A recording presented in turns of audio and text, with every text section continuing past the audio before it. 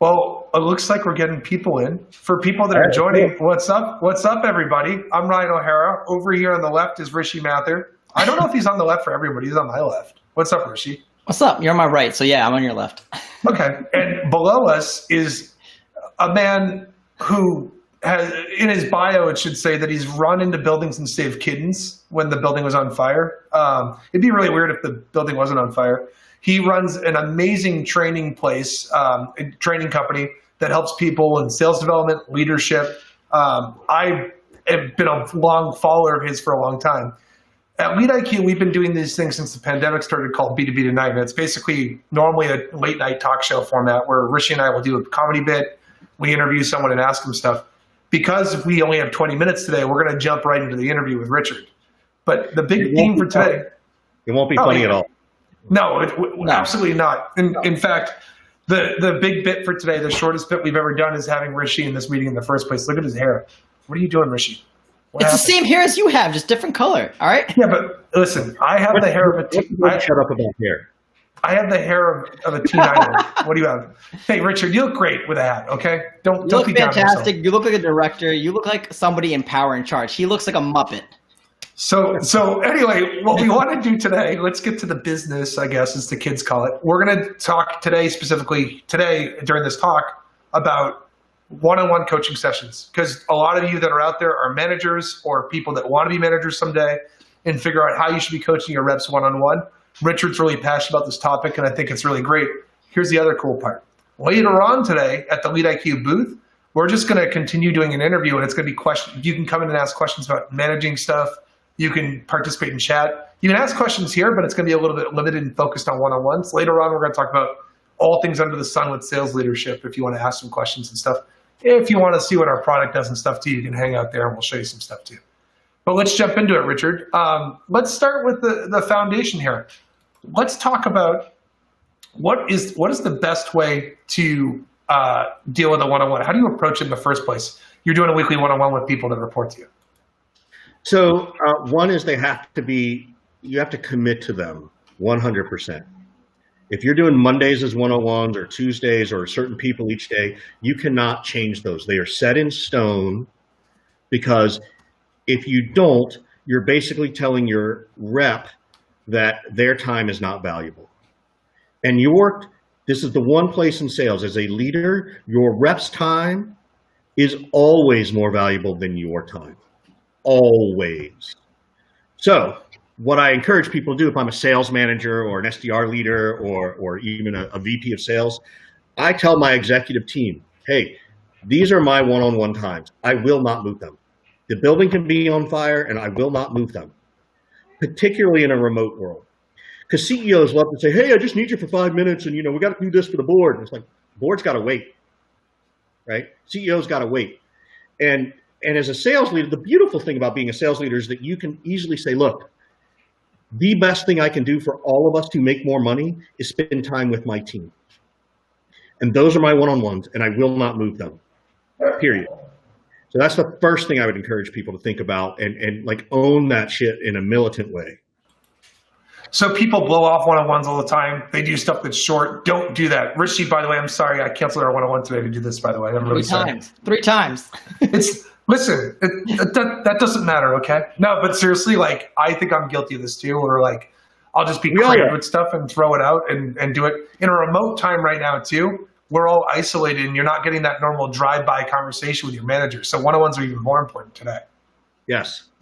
Yes. When we did a prep call for this, I literally changed and stapled. I haven't moved to one-on-one since you said that, because I was like, oh man, I really need to do that. So what's the difference between a one-on-one and doing like a pipeline review? Because I think a lot of people that are here, they're managing sales reps and stuff, are thinking about who you're going after, your target accounts, all that stuff. What do you do? What's the difference?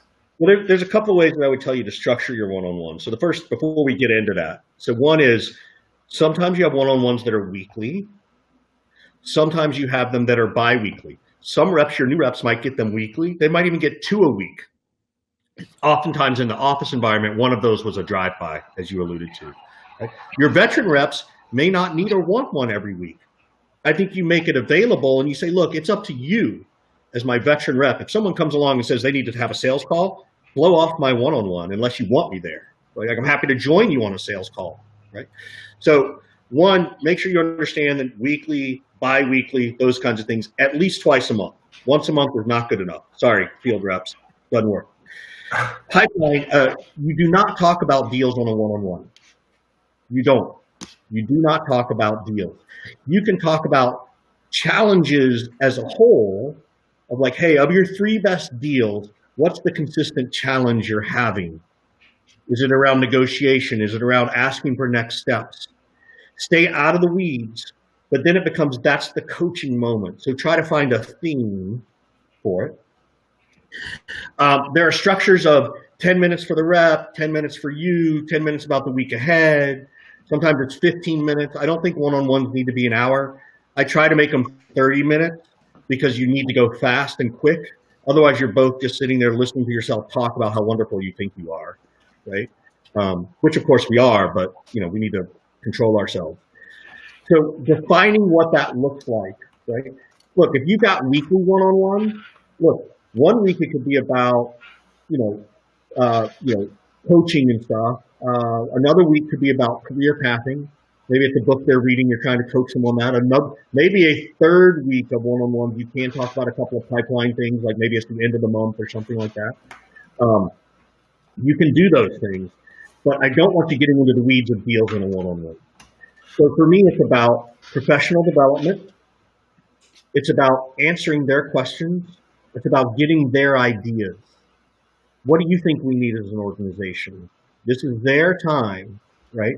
And as a manager and a leader, your job is to really just kind of go, that's interesting. I'm going to make a note of that. I don't know if we're going to do it, but that was interesting. Or I might say, hey, Ryan, why do you think we need that? Right? That's what a one-on-one is for me. It's much more personable. One-on-ones can also be about what's going on in your life. Like, how are you? What can I do to help you? Right? What are your aspirations? In the next 6 months, what do you want to accomplish in your life?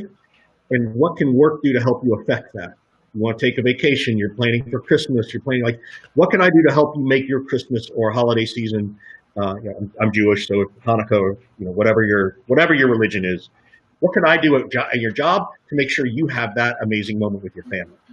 That is a one-on-one, in my opinion. Do you ever talk about your relationship with your employee as a manager? Like, you're like, hey, do I suck? What can I do to be better? Like, is that part of that too? Yeah, I think so. I think you have to, I encourage people to research that because it's a very personal thing. And you're talking about combining discomfort, uncomfortable conversations, and some level of change management within yourself as a human. So I think you have to kind of do a little bit of Googling about self-improvement with your team. You've got to sort of figure out what team culture means and what makes a good team culture leader, so that then when you ask your team that question, you can formulate it in a better way. One, so they feel comfortable saying it, but two, so that you feel comfortable being able to disassociate enough that you can hear it, right? That's the hard part. But yes, I do think people should do that in a heartbeat. Yeah, I know from my personal experience, when I was a BDR back in the day, they didn't really have the SDR term, I don't think, back then. I remember I used to go into one-on-one meetings, and a lot of the time I would go into the weeds of this is an account I'm trying to break into as a prospector. And you're saying that's actually not necessarily the right thing to do? Correct. I think a lot of people also don't do enough with you go into these meetings, and the other thing that could be fun that will really inspire action, especially in the prospecting front, since a lot of people at this conference are here for prospecting, is you can go to these meetings to brainstorm some creative ideas to break into accounts too. It doesn't have to be a specific account. It could just be fundamental principles and stuff. Maybe it's, hey, let's do some fun stuff. What are some cool ideas we could do for video this week? Let's run through some stuff. One thing I think managers don't do enough of is I try to tell managers to do a talent audit, because no one ever grows up and says, boy, I can't wait to work in sales. That doesn't happen. People usually accidentally fall into a sales job, especially in the sales development world. You're just getting your foot in the door. If that's the case. I think look, and I love this idea, right? You can run themes. And so you could say, hey, everybody, for this week's one-on-one, I want you to bring me your craziest idea. I don't care if it's I love that. I love that. Right. And say, hey, we're going to go through them in one-on-ones, and then we might take some and do them in a team session, right? So I think there's lots of ways to do that. There's a couple of questions coming in I want to answer for folks. Right. So, Freddie, people you want me to ask it, or you guys just want to read it like that? I'll read it out. I'll take care of it. I do this all the time. So, all right. Sit back, relax, enjoy yourself over there. Okay. Rich, get out of this meeting. You're out. How do you approach one-on-ones? How would you approach one-on-ones, a newly onboarded SDR during ramp, looking at things like motivation, correcting poor habits early? So the first thing I would say is, hopefully as a leader, and if you're a new leader, this is something I hope you'll learn, is that you actually try to interview for those things ahead of time. Hey, what poor habits do you think you might have that I could help you with, right? You could ask someone, how do you like to be coached, right? You know, some people think coaching is micromanaging. My generation did. Don't sit there and tell me how to have a better phone call. F you, I'm a Gen Xer, right? I had to walk home at the age of 11, fix myself a snack and wait for my mom to get home at 5. And you're going to sit here and tell me how to freaking cold call? How dare you? That was my attitude. Get off my lawn, right? So I think so one is looking at it in the hiring process is the first place. The second thing is to just point it out, right? You know, and I do this with my son a lot, who, you know, if he gets upset with something, I have to say to him, hey, you're allowed to be upset. You can cry, you can be upset. You're allowed to feel angry. You can feel whatever you want. The behavior is what I want to talk about, though. And I want to help you so that you understand a better behavior. Now, I wouldn't sort of say it that way to an SDR, right? That's a little patronizing, but this is the same approach, is that, hey, you know, I've noticed some things and I want to give you some ideas and I want to brainstorm with you. I've noticed these as things that are of concern. Do you think that they're a concern? And whether you do or you don't, what do you think you would want to change if we wanted to change it? So to a certain extent, management is about asking open-ended questions. What do you think we should do?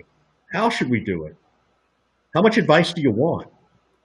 Right? It almost makes them almost have buy-in to whatever advice you're giving, because they're the one that came up with the idea, even though cough, cough, we all know that you had the idea somewhere. Yeah, totally, right? And it's a different approach than the dictatorial way, right? So when you say, hey, how do you like to be managed, Ryan? I'm your manager. I could say, Ryan, do you want me to just walk in and tell you what to do and be gone? Or do you want to sit down and like try and figure it out together? Because I'll try to work within the way you like to learn. And just by saying that, it doesn't mean you're not going to sometimes dictate. It doesn't mean sometimes you're not going to do the other. But at least you're showing this approach of like, I want to do what works for you, right? Which buys trust, it buys loyalty, it buys the ability for each other to work together, it builds a stronger culture. By asking the open-ended questions, yes, you're getting them to solve their own problems, but you're coaching in accountability. That's how you coach in, hey, don't come to me with solution with just a problem, come with solutions, which is a terrible thing to say. Yeah. Right? But build it often and early in those roles. And so motivation, I think you have to ask, how do you like to be motivated, right? Do you want a swift kick in the pants like a football coach? Do you need me to sort of say, hey, I think there's something missing here. You know, do you want help, or can you figure it out on your own? Like you have to ask people how they want to be motivated. So let's see. Richard, can I ask a follow-up for that on the new hires? When you have a new hire at a company that you might be training and working with, what are you looking for when you're a coach? Like what are you listening for? What are you looking for to see, like, this person might need help? How do you find the problems, I guess, that you can go to the one-on-one with? Well, I think that's also part of your one-on-one. Someone had even said, do you have a preset agenda? Mm-hmm. So yes and no, right? So your preset agenda is, hey, 10 minutes for me, 10 minutes for you, and 10 minutes about whatever we want to do. One thing I want to know every time I have our conversation, though, is what is the one thing you improved on this week, and what's the one thing you want to improve on next week? Ooh, that's good. Right? And that way there's some accountability, because in some cases you do know what they need to improve on, and so you want to see what their self-awareness is like. And I know I'm sort of giving you these different sort of, Jedi mind trick kind of things, right? I don't want anybody to walk out of here thinking, oh, I can manipulate my team by asking these questions. Your job is not to manipulate them. Your job is to educate them. Your job is to help them. And you can even say in your team meeting, hey guys, we're going to start one-on-ones. Next week, I'm going to try a little bit different structure. I'm going to start asking more open-ended questions because I want to see where we are with self-awareness. I want to see where we are with self-accountability. I want to see where we are in terms of creating a culture of learning from each other. So now you're telling them that this shift is going to occur. So then it doesn't feel manipulative, right? Like, so those are the ways I would encourage you to think about doing things. So I do want to tell everyone, by the way, orally, in case you're not reading the chat, we are going to have this on demand as a recording afterward. It'll be part of the conference package. When you come back and log in, you can see it. But there'll be information about watching the recordings afterward. Richard. Oh, we have 5 minutes left, FYI. Oh, okay. Thanks, Rishi. You're welcome. One thing I wanted to ask you, Richard. So we're talking about one-on-ones. We're talking about going through. I think the thing that you're making that's a really good point is that, like, I say this in prospecting all the time. What works for one rep might not work for another rep with selling. The same thing works with managing, right? You have to tailor your managing and your coaching based on whoever that rep is. What are, like, from your experience, what are some different styles that work? So you mentioned obviously micromanaging is one of them. If you're not micromanaging, are you ever going into a one-on-one and literally just prospecting with the rep and working with doing stuff with them like that that's really hands-on and just doing practice runs together, or is that a different type of meeting? No, I think that's great. So again, it could be, hey, this week and you can even do this thematically. Hey, everybody, when you come into the one-on-ones this week, for my 10 minutes, we're going to role play open-ended questions. So in that case, you could say, hey, bring me, 1 or 2 clients you're going into. Let's assume you get to that conversation. What questions do you want to ask them? Let's role play it, right? So and to some that might feel micromanaging, to others that might feel coaching, right? I don't know. So you can definitely do those kinds of things and sort of build this theme of what we're doing. Maybe it's cold call scripting this week, right? Yeah, I know you're an expert cold caller. I want to hear you do it again, right? If someone's the expert cold caller, you know what you do? You become the grumpy Gus who answers the phone. Yeah, what do you want? Yeah, no, I don't want it. You assume the role, assume it in the worst possible way to push that person to get better, right? And here's my rule about role plays, whether it's in a team setting or in a one-on-one, you don't break the role play, period. If Ryan and I are role playing, Ryan can't stop and go, wait, let me start over. Nope, there's no starting over. You keep going. Just go through it because you don't get to start over in real life. And and if we're going to have those mistakes, I'd rather have them in the role play so then we can do another role play when it's over.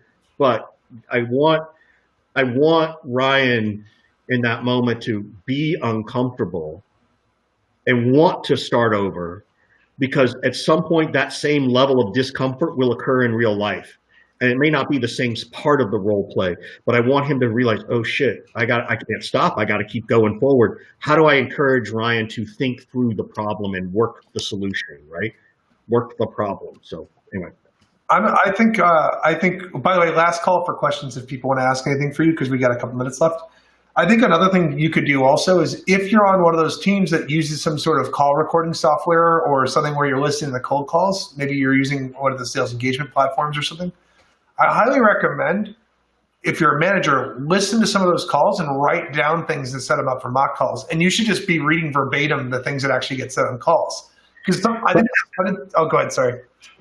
I think that's a great idea, but and this is a debatable thing, because it just kind of goes, well, is it your time or their time? Do I tell Ryan, hey, you go listen to that call and tell me what you think you could do better? I'm going to listen to it too, and let's compare notes. Oh, that's a good idea too. Yeah. Right.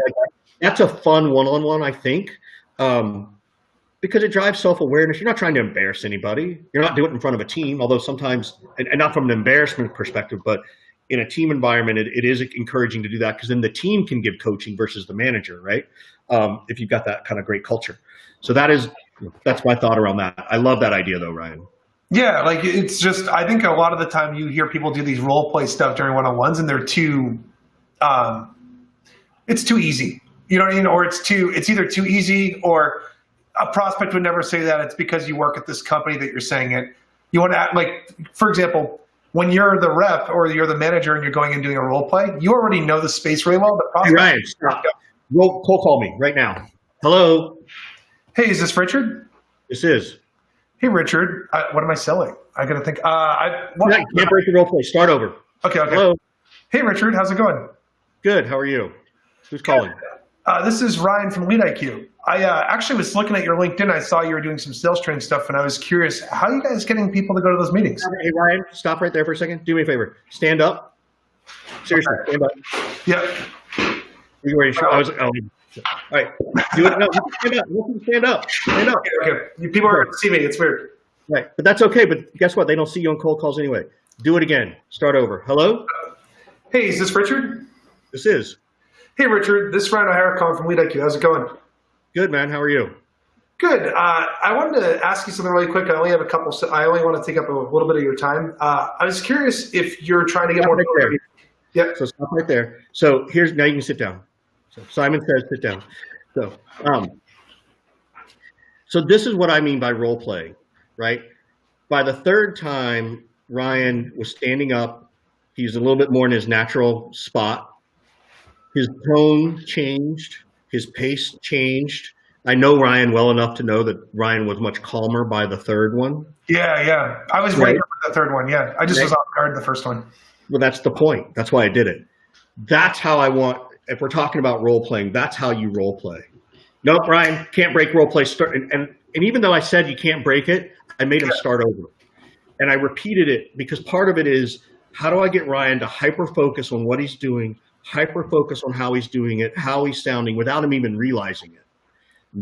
So if I'm doing that in a team environment or a one-on-one environment, that's, to me, is how I would role play something. So. All right, so we are out of time, unfortunately. If people want to hear us do more of this, maybe we could actually have people come to the booth and role play with us. I will gladly role play with anybody in the booth. Like, come to our booth. If you're a manager, come here. You can be part of the action and be part of the prospect. Come to the LeadIQ booth. We'll show you some stuff too that we're doing to help people in sales development, but we'll also kick around this stuff. I'll even be bold enough to be the rep. I will too.